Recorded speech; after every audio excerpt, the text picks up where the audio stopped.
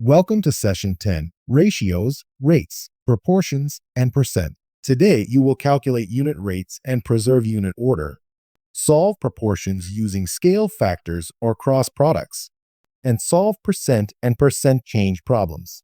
Watch the structure, not just the arithmetic, because each move must preserve the meaning of the problem. The visual gives us the central idea. Follow the diagonal arrows to form two products.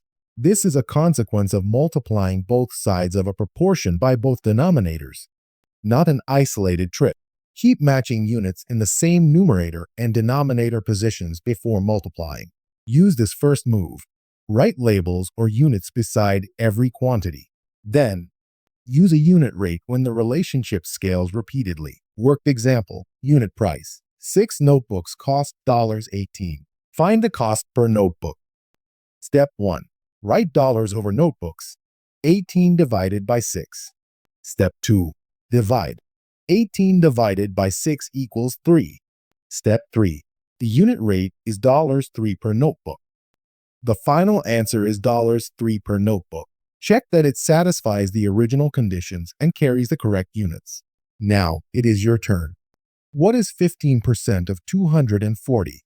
Pause, write each algebra step, and use the next 6 seconds to finish your solution.